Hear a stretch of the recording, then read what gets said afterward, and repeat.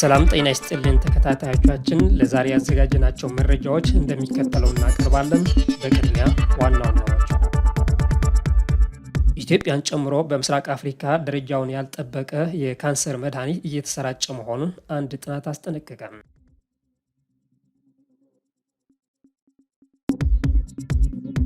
ግብጽ ቀይ ባህርን የማይዋሰኑ ሀገራት ምንም አይነት እንቅስቃሴ እንዲያደርጉ እንደማትፈቅድ አስጠነቀቀች።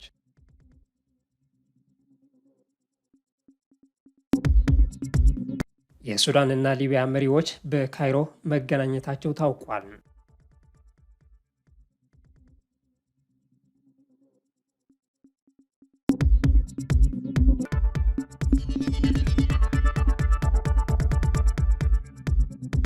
አሁን ወደ ዝርዝሩ እናልፋለን። ጠቅላይ ሚኒስትር ዶክተር አብይ አህመድ ነገ በህዝብ ተወካዮች ምክር ቤት ተገኝቶ ማብራሪያ እንደሚሰጡ ተገልጿል።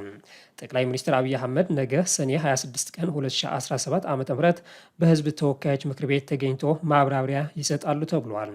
ጠቅላይ ሚኒስትሩ የመንግስትን የ2017 የእቅድ አፈጻጸምና የ2018 በጀት እቅድን አስመልክተው ከህዝብ ተወካዮች ምክር ቤት አባላት ለሚነሱላቸው ጥያቄዎች ምላሽና ማብራሪያ እንደሚሰጡ ታውቋል። ካይሮ በቀይ ባህር ለማይዋሰኑ ሀገራት አስጠነቀቀች። በቀይ ባህር ላይ የማይዋሰኑ ኃይሎች ቦታ የላቸውም ብላለች። የግብፅ የውጭ ጉዳይ ሚኒስትር ባድር አብድላቲ በቀይ ባህር ላይ በቋሚነት የሚኖሩ ወይም የባህር ኃይል ያላቸው ካልሆኑ ሌሎች ሀገሮች ግብፅ በፍጹም እንደማትቀበል አስታውቋል። በዚህም የባህር መንገድ ደህንነት ለአዋሳኝ ሀገሮች ብቻ ነው የሚገባው ሲሉም ተደምጧል። አብድላቲ ይህን አስተያየት በቴሌቪዥን መደበኛ ቃለ ምልልስ ላይ ያቀረቡት ሲሆን ግብፅ ማንኛውም ቀይ ባህርን የሚሰነጥቅ የወታደራዊ እንቅስቃሴ ወይም ቁመና አትቀበልም ብሏል።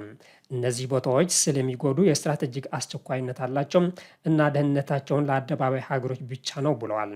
አብድላቲ እንደገለጹት ግብፅ በቀይ ባህር የሚደረጉ አዳዲስ የፖለቲካና የወታደራዊ ሙከራዎችን በቅርብ እየተከታተለች እንደምትገኝ ገልጿል። እናም የባህሩ ደህንነት እንደ አንድ አካል ከብሔራዊ ደህንነት ጋር ትመለከተዋለች ብሏል። እንዲሁም በቀይ ባህር ላይ ያለው ብቻ የዓለም ንግድ መንገድ ሳይሆን ለግብፅና ለአደባባይ ሀገሮች የስትራቴጂ ጥልቅነትና የብሔራዊ ደህንነት ቦታ ነው ብሏል። በዚህም አደባባይ ያልሆነ አካላት አዲስ የሰነጠቀ እውነታ ለማስፈጸም ወይም የወታደራዊ መሰረት ለመምረጥ የሚደረጉ ሙከራዎች አደጋ ናቸው ብለዋል። ካለፈው የጥር ወር ወዲህ ወደ ታላቋ ብሪታንያ ብቻ የገቡ ስደተኞች 20 ሺህ መድረሳቸው ተገለጸ።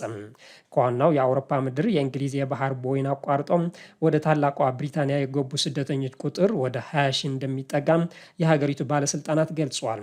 በ6 ወር ውስጥ ይህንን ያህል ሰው ወደ ብሪታንያ ሲገባ የአሁኑ ከፍተኛ ነው ተብሏል። በዘገባው መሰረት ስደተኞቹ ባህሩን የተሻገሩት በአነስተኛ ደረጃውን ባልጠበቀ ጀልባዎች ለህይወታቸው አደገኛ በሆነ መልክ ነው። እንደ አውሮፓውያን አቆጣጠር በ2024 ግማሽ ዓመት ባህሩን አቋርጦ ብሪታንያ የገቡ ስደተኞች ቁጥር ወደ 13500 የሚጠጋ የነበረ ሲሆን በያዝነው ዓመት አጋማሽ ግን ወደ 20 ሺህ ገደማ ተጠግቷል። በአንድ ቀን ብቻ 879 ስደተኞች መሻገራቸውን የገለጸው የፈረንሳይ ዜና አገልግሎት በዓመቱ በአንድ ቀን የገቡ ስደተኞች ከፍተኛውን ቁጥር እንደሆነ አክሏል። የሱዳን መሪ አብዱልፈታህ አልቡርሃን እና የግብፁ ፕሬዝዳንት አብዱልፈታህ አልሲሲ መገናኘታቸው ተገለጸ። ሁለቱም መሪዎች የተገናኙት በካይሮ ከሊቢያ ወታደራዊ አዛዥ ካሊፋ ሀፍታር ከተወያዩ በኋላ ነው ተብሏል። የሱዳን ወታደራዊ መሪ አብዱልፈታህ አልቡርሃን ከግብፁ ፕሬዝዳንት አብዱልፈታህ አልሲሲ ጋር በካይሮ ሰኞ ዕለት ተገናኝተው በተለያዩ ጉዳዮች መወያየታቸው ሱዳን ትሪቡን ዘግቧል። የሁለቱ መሪዎች ግንኙነት የግብፅ መሪ አልሲሲ ከሊቢያው አዛዥ ካሊፋ ሀፍታር ጋር የተለየ ውይይት ካደረጉ ከሰዓታት በኋላ የተደረገ መሆኑን መረጃው ጠቁሟል። አልቡርሃን በስፔን እየተደረገ ከሚገኘው የተባበሩት መንግስታት ስብሰባ አቋርጦም ወደ ካይሮ ያቀኑ ሲሆን ምክንያቱም ከካሊፋ ሀፍታር ለመወያየት መሆኑን ተገልጿል። ካሊፋ ሀፍታር የሱዳን ፈጣን ድጋፍ ሰጪ ታጣቂ ቡድን እንደሚደግፉም የሱዳን መንግስት ሲከስ መቆየቱ የሚታወስ ነው። በዚህም ቡድኑ በሀፍታር ድጋፍ ወሳኝ ስትራቴጂክ ቦታ የሆነውን የሊቢያ ሱዳንና ግብፅ ድንበር መያዙን ይታወሳል። ውይይቱን የሚያውቁት ሁለት ምንጮች ሲሲ የድንበር ውጥረትን ለማርገብ ቡርሃንና ሀፍታር ለማስታረቅ ሊፈልጉ እንደሚችሉ ተናግሯል። እስራኤል ለ60 ቀናት በጋዛ የተኩስ አቁም ለማድረግ መስማማቷን ትራምፕ አስታውቋል። የአሜሪካው ፕሬዝደንት ዶናልድ ትራምፕ እስራኤል በጋዛ የ60 ቀናት የተኩስ አቁም ስምምነትን ለማድረግ አስፈላጊ ቅድመ ሁኔታዎችን ለማሟላት ተስማምታለች ሲሉ ተናግረዋል። ፕሬዝደንቱ በትሩዝ የማህበራዊ ሚዲያቸው ላይ እንደጻፉት ከሆነ በምክረ ሀሳቡ ስምምነቱ ወቅት ጦርነትን ለማቆም ከሁለቱም አካላት ጋር እንሰራለን ብለዋል። ሰላም ለማምጣት በጣም ጠንክረው የሰሩት ኳታራውያንና ግብፃውያንን የመጨረሻን ምክረ ሀሳብ ያቀርባሉ። ሐማስ ይህንን ስምምነት ይቀበላል ብዬ ተስፋ አደርጋለሁ፣ ምክንያቱም የተሻለ አይሆንም፣ እየባሰ ነው የሚሄደው ሲሉም ትራምፕ ጽፏል። መስከረም 26 2016 ዓ.ም ሐማስ በእስራኤል ላይ ድንገተኛ ጥቃት ከፈጸመ ጀምሮ ቢያንስ 56647 ፍልስጤማውያን ተገድለዋል። በሶማሊያ ወታደራዊ አውሮፕላን ተከሰከሰ። ዛሬ ማለዳ ላይ የዩኤስ ጦር ለዳናብ ኃይል ስልጠና ከሚሰጡት ከባልዲጎሊያ አየር ማረፊያ የተነሳው አውሮፕላን በመቃዲሾ አውሮፕላን ማረፊያ አካባቢ መከስከሱ ጋርወን ኦንላይን ዘግቧል። በአውሮፕላኑ ውስጥ 8 ሰዎች እንደነበሩ የጠቆመው ዘገባው በሕይወት ስለመኖራቸውና አለመኖራቸው ግን ያለው ነገር የለም። እስካሁን ድረስ ምንም አይነት ጉዳት ደርሶባቸው ወይም ደህና መሆናቸው አናቅም ሲል የሲቪል አቪዬሽን ባለስልጣን ዳይሬክተር አህመድ ማክሊን ሐሰን ገልጿል። አውሮፕላኑ የአፍሪካ ህብረት ኃይሎች በተለይም የኡጋንዳ ወታደሮች እንደነበሩበት ተጠቁሟል። የትግራይ ክልል ወርቅ ወደ ኤርትራ በህገወጥ መንገድ እንደሚወጣ አንድ ሪፖርት አመለከተም። በትግራይ ክልል ከሚመረተው ወርቅ በየዓመቱ እስከ 80 ሚሊዮን ዶላር የሚያወጣ ወርቅ በህገወጥ መንገድ ወደ ኤርትራ እንደሚወጣ ሪፖርት ያሳያል። ዘሴንተሪ የተሰኘው ድርጅት ሪፖርት እንደሚያሳየው በትግራይ ክልል የሚደረገው የወርቅ ፍለጋ ውድድር የሌለበትና ውስብስብ ነው ብሎታል። ከክልሉ ማዕድንና ኢነርጂ ቢሮ የወጣው መረጃ እንደሚያመለክተው ከሆነ በየዓመቱ ከሚመረተው ወርቅ ከ75 እስከ 80 ሚሊዮን ዶላር የሚገመት በጥቁር ገበያ አማካይነት ይወጣል። የኤርትራ ሰራዊት በሚቆጣጠርባቸው የትግራይ ግዛቶች ሳይቀር ወታደሮቹ የቀን ሰራተኞችን በማሰማራት ከ20 እስከ 30 በመቶ ክፍያ እንደሚከፍሉ ሪፖርቱ ጠቁሟል። በተለይ በሰሜናዊ ምዕራብ ዞን በሚገኙ አካባቢዎች ከፍተኛ ህገወጥ የወርቅ ቁፋሮ የሚደረግባቸው እንደሆነ የገለጸው ዘሴንተሪ ሽረ ደግሞ ዋና ህገወጥ የወርቅ ንግድ ልውውጥ የሚደረግባት ከተማ መሆኗን ጠቅሷል። በአብዱራህማን ማሃዲ የሚመራው ኦብነግ በጅግጅጋ ተካሄደ የተባለውን የፓርቲውን ጉባኤ ከጀርባው የፖለቲካ አጀንዳ ያለው ነው ሲል ተቃወመው።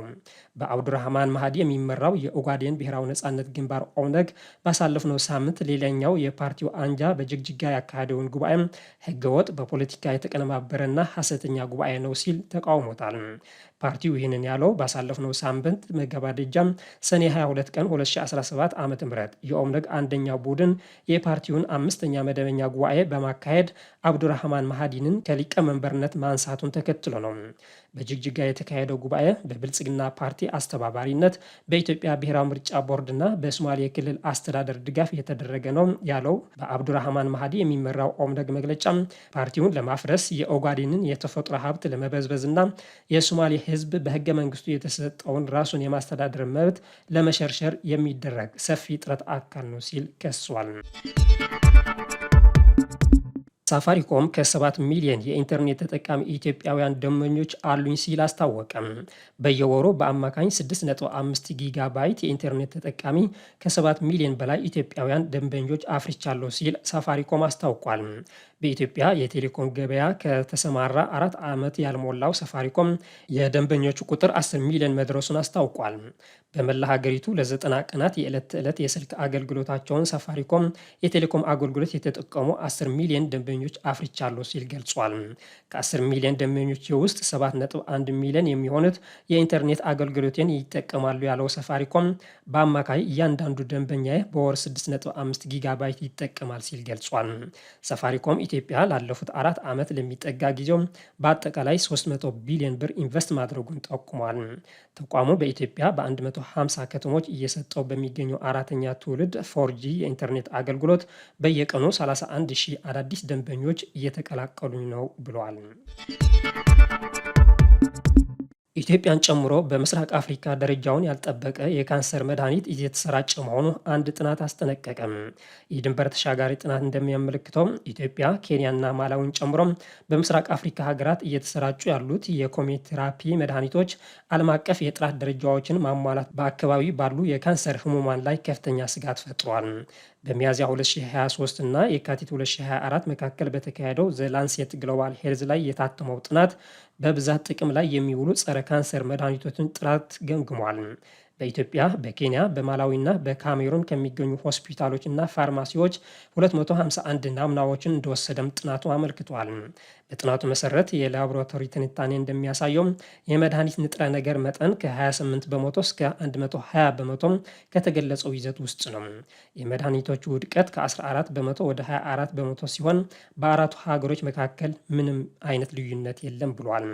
በአጠቃላይ ከ251 ናሙናዎች ወይም 24 በመቶ 59 የሚሆኑት በምርመራ ወቅት የአገልግሎት ጊዜያቸው ያለፈባቸው ሲሆን የተወሰኑት ደግሞ እስከ 1 ዓመት የሚደርሱ ናቸው ሲል ጥናቱን አመልክቷል።